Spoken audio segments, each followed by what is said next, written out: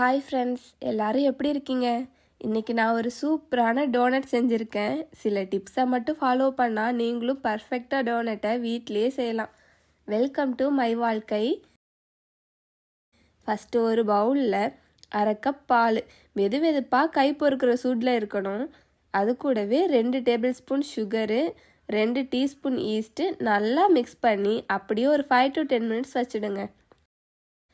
East இந்த மாதிரி பொங்கி வரும். பழைய ஈஸ்ட்டாக இருந்தால் சரியாக ஆக்டிவேட் ஆகாது.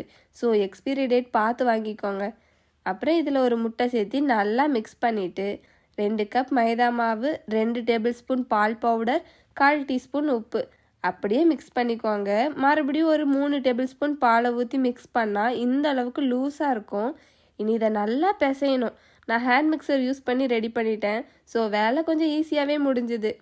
இதை பிசைஞ்சாலும் சரி, ஹேண்ட் மிக்சர் யூஸ் பண்ணாலும் சரி, இடையில ஒரு 2 டேபிள் ஸ்பூன் வெண்ணெய் சேர்த்தி நல்லா பிசைஞ்சிக்கோங்க. மாவு நல்லா சாஃப்டாக வரும்.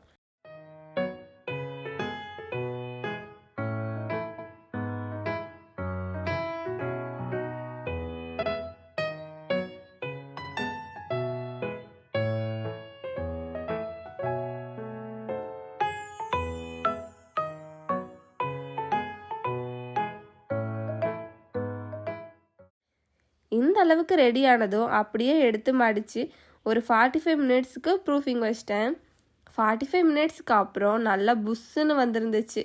ஈஸ்ட்டு கரெக்டாக ஆக்டிவேட் ஆனால் தான் இந்த அளவுக்கு ப்ரூஃபிங் ஆகும்.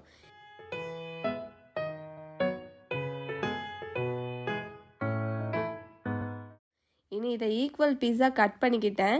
கிட்டத்தட்ட 40 கிராம்ஸ் வர்ற அளவுக்கு ஈக்குவலாக பிரித்து வச்சிட்டேன். 14 பீஸ் கிடச்சிருக்கு. கீழே கொஞ்சமாக மாவை டஸ்ட் பண்ணிவிட்டு ஒவ்வொரு மாவையும் நல்லா ரோல் பண்ணிவிட்டு தேய்ச்சா ரெடி. அப்புறம் சென்டரில் சின்னதாக மெதுவடையில் போடுற ஓட்டை மாதிரியே போட்டால் பக்காவாக ரெடி ஆகிடுச்சு. பார்க்கவும் வடை மாதிரி தான் இருக்குது. இந்த மாதிரி எல்லாத்தையுமே ரெடி பண்ணிட்டேன். ஒரு 4 பீஸ் மட்டும் ஹோல்ஸ் எதுவுமே போடாமல் அப்படியே வச்சிட்டேன். ஒரு 1/2 hour ப்ரூஃபிங் வச்சுட்டு பார்த்தா எண்ணெயில் போட ரெடியாக இருந்துச்சு. ஒரு பாத்திரத்தில் எண்ணெய் ஊற்றிட்டு லோ ஃப்ளேம்லேயே வச்சு டோனட் ஒவ்வொன்றா போட்டு சென்டரில் லைட்டாக கலர் சேஞ்ச் ஆனதும் திருப்பி போட்டுட்டேன். கோல்டன் ப்ரௌன் கலரில் பார்க்கவே அழகாக ரெடி ஆகிடுச்சு. இதுக்கு மீடியம் இல்லைன்னா லோ ஃப்ளேம்லேயே வச்சா தான் கரெக்டாக வெந்து வரும். இல்லைன்னா உடனே கலர் சேஞ்ச் ஆகிடும், உள்ளே வெந்திருக்காது. இதே மாதிரி எல்லாத்தையுமே லைனாக போட்டு ஃப்ரை பண்ணி எடுத்துக்கிட்டேன்.